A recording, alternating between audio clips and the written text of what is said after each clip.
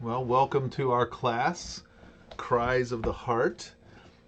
As we have been doing, and will continue to do for this quarter, we're going through the book called Cries of the Heart, subtitled Bringing God Near When He Feels So Far, by Ravi Zacharias, who passed away this year.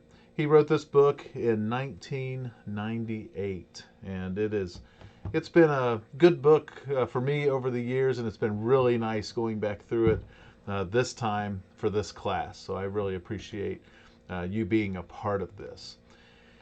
As you can see there for the title, this is the cry for a reason in suffering, and we'll be talking about this chapter today and next Tuesday. And this is really, I think, the toughest chapter of of all. I think this is the toughest topic to grapple with, and one of the main reasons for that is that you'll notice he doesn't say a cry for a reason for suffering. Um, we're not going to be able to look at this from the perspective of God. We're not going to be able to look at this in a way that necessarily satisfies us or satisfies other people who grapple with this topic. But we're going to see some truths which really do help us deal with suffering and to some extent answer this question, this cry for a reason in suffering. And we we in this life are going to suffer. We've been studying the book of Genesis from the Gospel Advocate Foundation series, technically the Sunday morning class, but we've been doing it on Saturday nights. And one of the main things we have to grapple with when we look at Genesis is the fall with a capital F.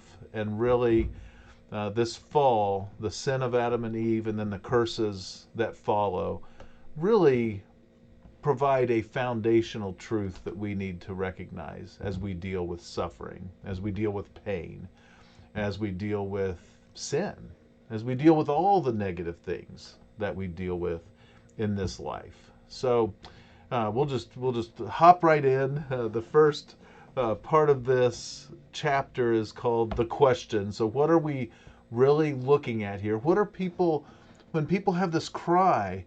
When people are longing to figure out the answer to this, what exactly is the question? What are they longing to know? And I will say before we even look at the question that Dr. Zacharias points out, it's very hard not to have some sympathy with the skepticism expressed here and with the question that is raised. And that's true. When people have a tragedy happen in their life, when people lose a loved one, when people maybe contract a disease, or maybe in our times right now get COVID and pass away from it, there, we do have sympathy. We do understand that these are hard things to deal with. And it's great to be a person of faith. It's great to believe that God is there alongside us, and that provides amazing comfort. That gives us great peace. That allows us to have joy, even in the hard times. But we understand to some extent the person who is really struggling with believing in God because of certain events or certain things taking place. And he points this out, and he has great sympathy for those. Now, some people are just trying to find reasons to fight against God, and of course that's different. But most human beings at some point will be confronted with some kind of suffering, some kind of evil, where they are going to have a moment of, at least, of questioning how in the world can this go on if there is a good and loving God. So the question has been um, articulated in several different ways, and he gives two here in the chapter, and I'll share these with you. One is David Hume, a Scottish skeptic, non-believer.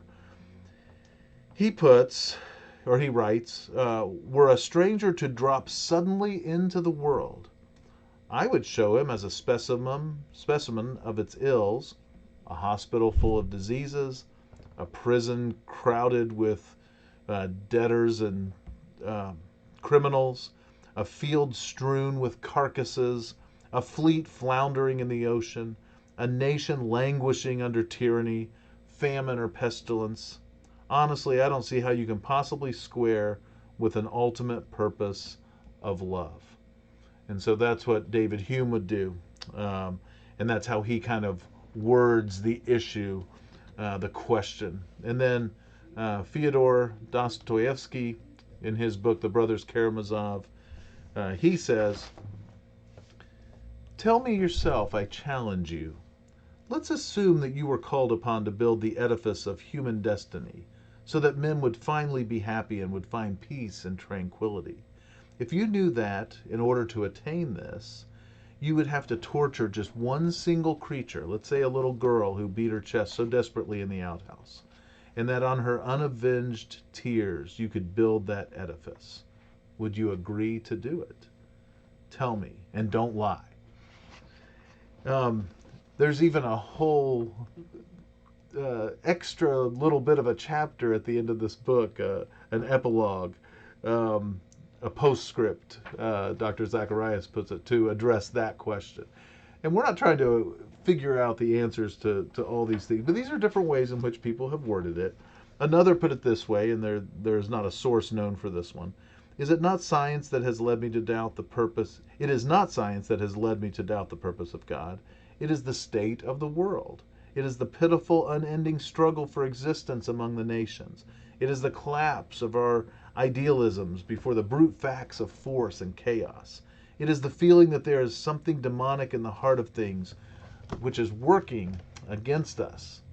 That there is a radical twist in the very constitution of the universe which will always defeat man's hopes, make havoc of his dreams, and bring his pathetic optimism crashing in disaster. Purpose? Look at the world. That settles it. So a lot of skepticism, a lot of despair out there. And this would be a year where people might have similar reactions. How can there be a God when there's this pandemic, when things have gotten so rough, when there's so much suffering, so much isolation, so much depression, so many suicides, and on and on and on we could go. So these are ways that the question is put forward. And then C.S. Lewis himself, in the book The Problem of Pain, definitely recommend that to you. And this quote is in that postscript. And this is how C.S. Lewis expresses the problem in this book. And again, he doesn't agree with the way this is. He doesn't agree with the conclusion here of this paragraph, but this is how the skeptics can view it, and how the question should be can be put together. If God were good, he would wish to make his creatures happy. And if God were almighty, he would be able to do what he wants, what he wished. But the creatures are not happy. Therefore, God either lacks goodness or power or both. This is the problem of pain in its simplest form. The possibility of answering it depends on showing that the terms good and almighty, and perhaps also the term happy, are equivocal. For it must be admitted from the outset that if the popular meanings attached to these words are the best, or the only possible meanings, then the argument is unanswerable. And so really, these are things that really deep thinkers have been contemplating for a long time. And C.S. Lewis is one of the best Christian thinkers, along with Dr. Zacharias and others, and one who is able to put things into words and thinks philosophically. And even he had to write a whole book about it, The Problem of Pain. And that's really kind of what we're grappling with. And we're not going to try to answer all the questions in just 2 weeks. But what we're going to do, we're going to take a look at some truths about this right here at the beginning. And then we're going to have just a little section on questioning the question. Is the question really a valid question to even ask? And we'll see that if you don't include God in the picture, it really is not. And then what Dr. Zacharias does in this chapter is go through some of Job's questioning and some of the things that his friends confront him with, and in that way move through some of the ways to think about this cry for a reason in suffering. And so that's what we'll do. And what we'll do mainly today is get through this first part, and we'll look at the first section of Job's journey, and then next week we'll look at the rest of Job's journey. So we will have a decent amount of scripture, and definitely as we jump into the part concerning Job. This is not a new question, of course. Many biblical writers have asked things in similar ways. For example, in Habakkuk, we read, "Why do you make me look at injustice? Why do you tolerate wrong?" David cried out in Psalm 74, "How long will the enemy mock you?" And Jonah, of course, we know Jonah's whole issue. He wanted the Ninevites taken care of, wiped out. Jeremiah also challenged the Lord. He said, "I would speak with you about your justice. Why does the way of the wicked prosper?" So all these different struggles that we have, ultimately because we're in a fallen world, ultimately because we're in this place where sin has entered, there have been curses, and we continue to sin, we continue to mess things up, and the effects of the fall continue to take place. And they will, till Jesus Christ comes again. He moves from all this, of course, appropriately to the cross, as we deal with the question. When we come to Jesus Christ at the cross, where love, holiness, and suffering combine, we find both the answer to why we suffer and the strength to live in this mortal frame for Him. And so that's one of the keys, that we learn to live with the suffering. We learn to move alongside of it, knowing that God is there with us, alongside us. So we travel this life along with the suffering, along with the pain, along with the sin, but God is right there with us.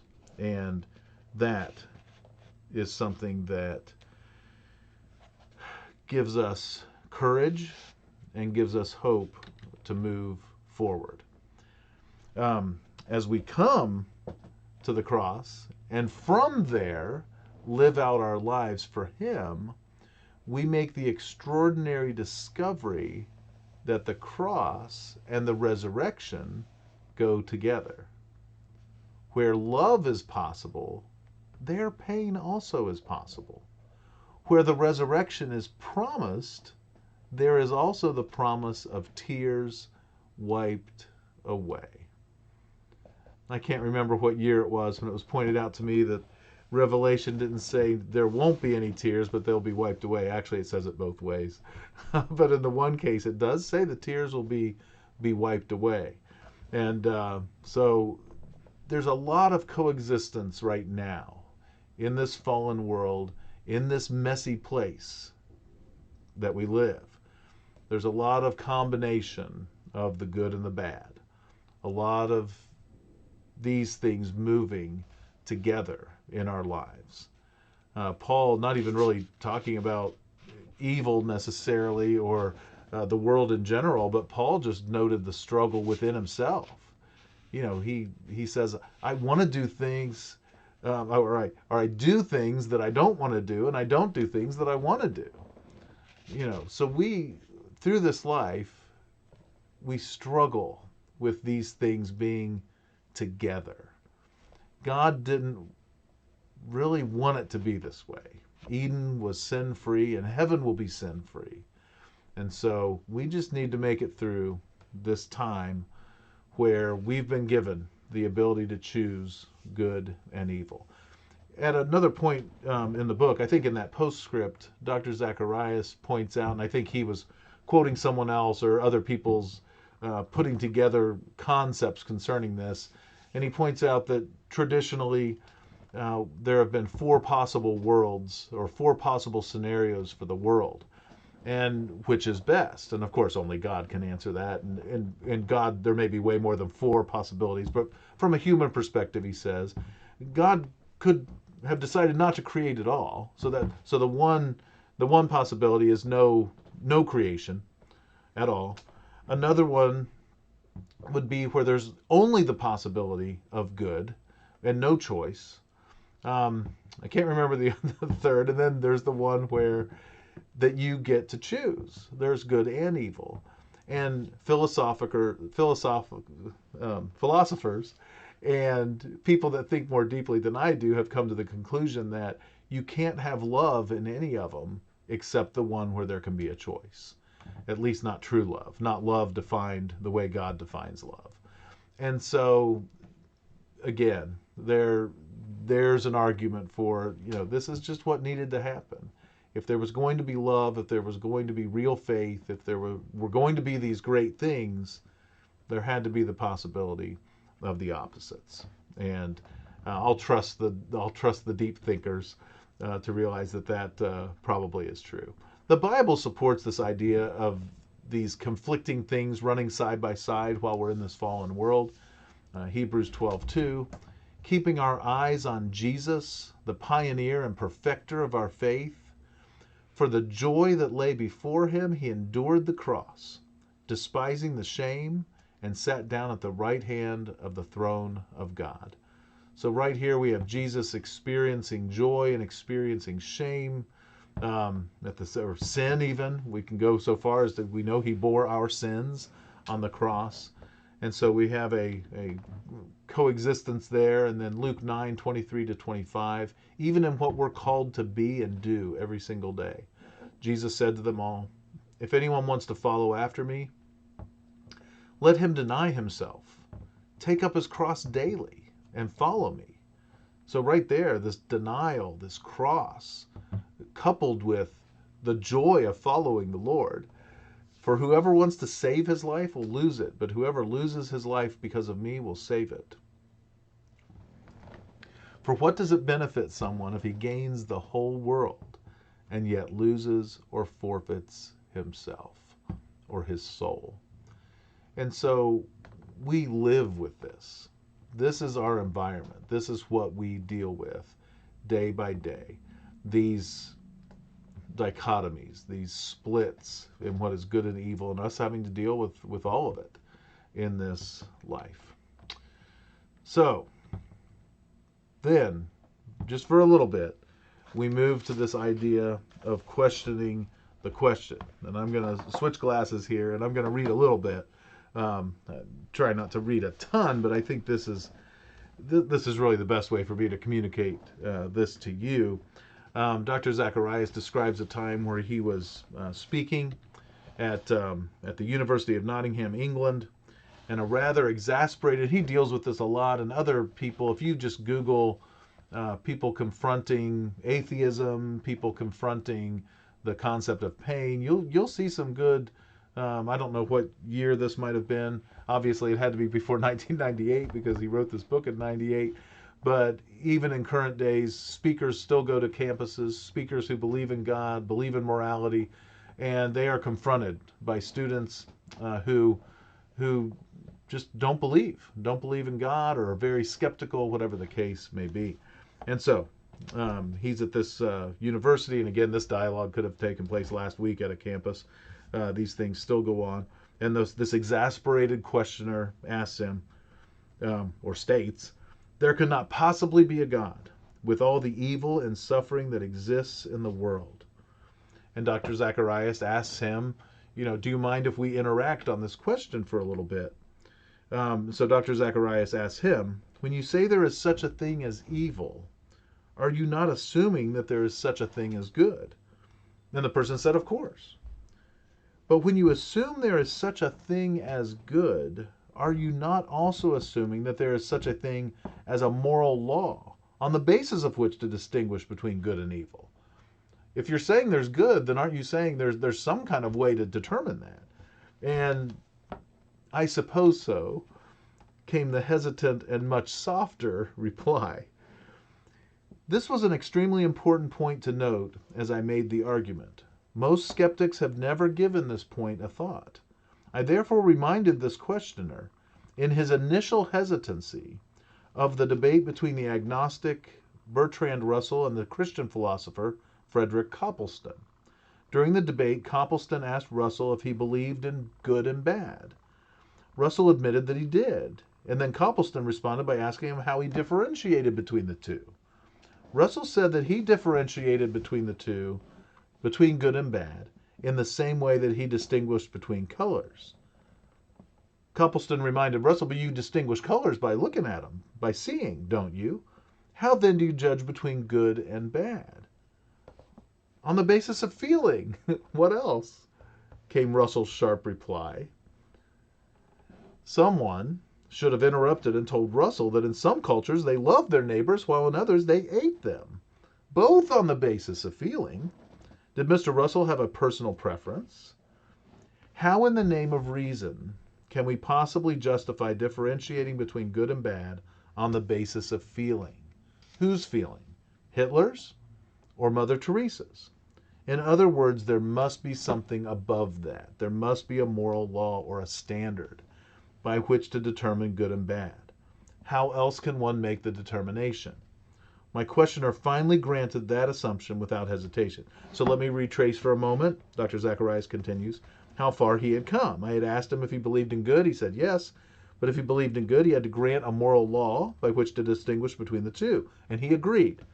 So then Dr. Zacharias said, if then there is a moral law, I said, you must posit a moral lawgiver. But that is who you are trying to disprove and not prove.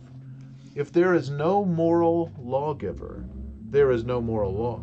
If there's no moral law, there's no good. If there's no good, there's no evil.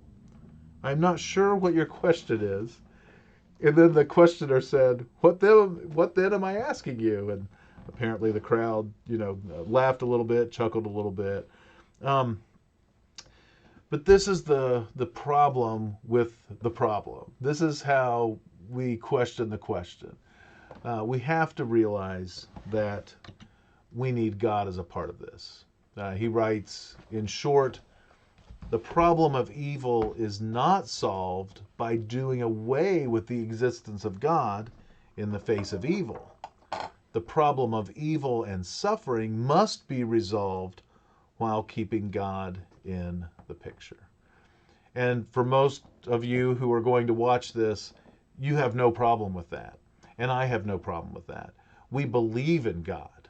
We believe that He cares about us. We believe, despite all the mess in this world, we believe in Him and His love, and how He graciously showed us that love through Jesus Christ on the cross in the ultimate way, in giving the ultimate example.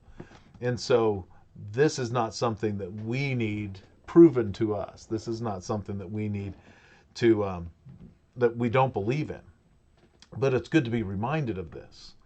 People want to deal with evil by shoving God out of the way. But the second you get rid of, and God as we understand Him, or some kind of moral God, whatever the person might put in the place of God, but still, that would be God, the one who sets up the morals and defines good and truth, etc. The second they throw Him out of the picture, they don't have a right to ask about good and bad. And they don't have a right to ask about evil. They don't have a right to ask about pain, because they can't define those things without some kind of lofty way of doing it. And again, that's deep stuff, and that's kind of philosophical thinking, but it does make sense. They try to throw out the one person who can provide the definition for it. So here's the key for us. The problem of evil and suffering must be resolved while keeping God in the picture. And so God will be with us. God will help us through. Now, Dr. Zacharias isn't giving up on the question. There's still the question and the problem of suffering and pain. And there's still a cry within human beings, a cry within humanity for a reason in suffering. And he points out that this, what's above in that paragraph, this was precisely Job's conclusion. He didn't understand what was happening, and Job had some bad assumptions. He had that typical ancient Near Eastern thought that if you do good, you're going to be blessed and have lots of money. If you do bad, that's going to be taken away from you. Here's Job, a good man, a faithful man, and all his stuff was taken away. All his stuff was gone. And Job, that's what he couldn't get his mind around. But he never abandoned God. He never took God out of the picture. He just couldn't understand either what he had done, which he was in good conscience. As far as he knew, he had done nothing wrong. And so why was this happening? And he wished that his friends would have had a little more compassion on him as he dealt with this fallen world. And that's what people really want when they lose a loved one, when a bad thing happens, when they get sick, cancer particularly, all sorts of different things. That's people want compassion. They want love. And we as Christians are in a very good place to be able to provide that for them. Help them realize that God is right there with them as they deal with these things. So, Dr. Zacharias, for the rest of this chapter, he'll go through answering some of these things, moving through, looking at the story of Job, Job's journey. And Job goes through kind of an intellectual journey as he goes through this. Of course, he's going through the actual experience of these bad things, but the journey kind of takes place with his friends, with the dialogue, and then eventually his dialogue. I don't even know if we call it dialogue, right? God speaks to Job and puts him in his place, but Job responds appropriately. Job responds with humility and with worship, which is good. So these are the steps that we'll go through on the journey. Again, we'll just talk about the strange beginning today. But a strange beginning, a prophet of the wind, that's the second friend, Bildad, a voice of anger, the illusion of omniscience, revealing the comfort, and then finally a counter perspective. And this is where we see in the book of Job, one of the songs that we all love to sing, I know that my Redeemer lives. And I just put the chorus here. We'll probably look at the more of the song next week. I know that my Redeemer lives. I know, eternal life he gives. I know that my Redeemer lives. And this is what Job never let out of his sight, no matter what. Even when his wife confronted him, even with these friends who Dr. Zacharias points out, and many have pointed out before, they were the wisest and the best friends during the 7 days of silence. Once they opened their mouths, they ceased being good friends. And I always think that's kind of humorous, but it's true. They did their best work when they just kept their mouths shut, when they were just with him. And that's what, again, sometimes people need even today. So those are the steps that we'll go through. I do want to kind of go to the end real quick and point this out. As Job takes this journey, this thinking journey, this philosophical journey with his friends and with God, he does end up in the right place. But in the epilogue, we see Job understanding the big picture. And the pattern that emerged brought much consolation and worship into his heart. So absolutely incredible. So Job moves to the right place. And as we cry for a reason in suffering, that should be our goal as well. To never abandon God, to never throw him off the bus, but to realize he's with us and then move to a place of worship. A place where we fully submit to him. And that sometimes might be easier than other times, but that's where we want to end up. So let's go through this strange beginning, and then we'll close out for today. And we won't look at everything that's in this section, but just to give us the feel once again of the book of Job. The first Eliphaz comes to him, the first friend, and I don't even know if I said his name correctly. Let me make sure here.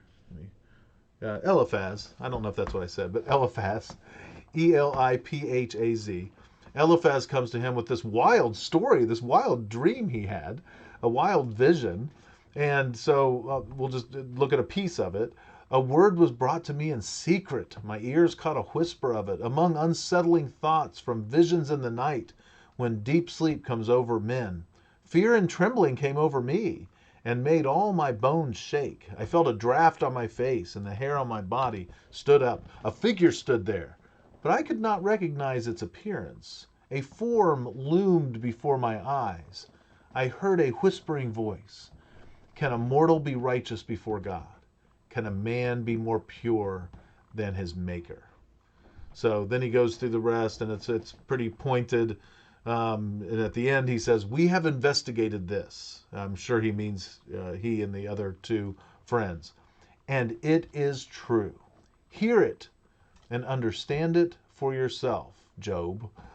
So these friends have the same presupposition that Job had, and that we read about in the Old Testament and the New Testament. Who sinned, this man or his parents, that he was born blind? And Jesus said, well, neither. It just doesn't work that way. But the assumption was that that's how it works. And so Job obviously is in misery. He obviously has a skin disease. He's lost his family. He's lost his property. He must have sinned. That's the assumption. We've investigated this. It's true. Hear it and understand it for yourself. Well, Job replies, "If only my grief could be weighed, and my devastation placed with it on the scales, for then it would outweigh the sand of the seas. That is why my words are rash. Surely the arrows of the Almighty have pierced me. My spirit drinks their poison. God's terrors are arrayed against me." And then in verse 14, Job says, "A despairing man should receive loyalty from his friends, even if he abandons the fear of the Almighty." So he kind of pointedly responds to Eliphaz and his unwillingness to just be compassionate and be loyal and be good to his friend Job. Continuing on, verse 15 and 16, "My brothers are as treacherous as a wadi, as seasonal streams that overflow and become darkened because of ice, and the snow melts into them." Dr. Zacharias points out that, in other words, Eliphaz, you've said a lot of cool stuff, maybe, a lot of eloquent words, but they have no meaning for what I'm going through. And Dr. Zacharias points out we need to be careful about that. When someone's suffering, when someone's going through something awful, we need to be careful not to just throw out, even if they are true statements, we need to be careful not to just throw out true statements, and definitely not false ones, but ones that just kind of are lofty and uncaring. Most people would rather us just be there with them through their despair, through their suffering, through their pain, and let them know that we love them. That's what we don't have to try to explain it. We don't have to try to figure out the reason. That's not our job. We don't need to try to do that. And whether it's with someone else or even with ourselves, we need to do what Job needed right here. And again, we'll move through the rest of Job's journey as we go through this next week. Dr. Zacharias recounts in this section a man and woman who stayed after church, stayed in a pew after one of the presentations he had given at some point. And they wanted to know about suffering and pain and why bad things happen to good people, those kind of questions. And he was about to answer, and then when he got closer to them, he saw that they had a baby next to them in the pew that obviously had Down syndrome. And so he realized they didn't need or want some kind of lofty philosophical answer, even though that's what Dr. Zacharias is so good at. They needed compassion. They just needed someone to love them. And so we need to be really careful too, not to be like Eliphaz or Bildad or the others who confront Job in the book of Job. We need to be people of compassion, people who really do care. And then in verses 24 to 28, Job continues, "Teach me and I'll be quiet. Show me where I've been wrong. How painful are honest words, but what do your arguments prove? Do you mean to correct what I say and treat my desperate words as wind? You would even cast lots for the fatherless and barter away your friend. But now be so kind as to look at me. Would I lie to your face? So just a desperation. Job needed friends. Job needed people to have compassion with. I want to go back to this quote as we close out today's lesson. In short, the problem of evil is not solved by doing away with the existence of God in the face of evil. The problem of evil and suffering must be resolved while keeping God in the picture. This was precisely Job's conclusion, and we'll continue moving through that as we look at this next week. Job 122, throughout all this, Job did not sin or blame God for anything. And then after the second test, his wife said to him, "Are you still holding on to your integrity? Curse God and die." Job said, "You speak as a foolish woman speaks. Should we accept only good from God and not adversity?" And then it's stated again, throughout all this, Job did not sin in what he said. And so, again, a lesson for us. We need to make sure we don't sin as we move through tough times, as we move through things that really cause us to struggle. Well, we will continue, obviously, this cry for a reason in suffering. We'll continue this next week by continuing through Job's journey. And I think look maybe even a little bit of that postscript as we try to get our minds around the ideas of pain and sin and suffering and the fall. It really comes back to what happened with Adam and Eve in Genesis. So I want to, we need to be praying about these things. We need to be praying about the suffering other people go through and the suffering that we go through. And until the next week, may the Lord bless you and keep you.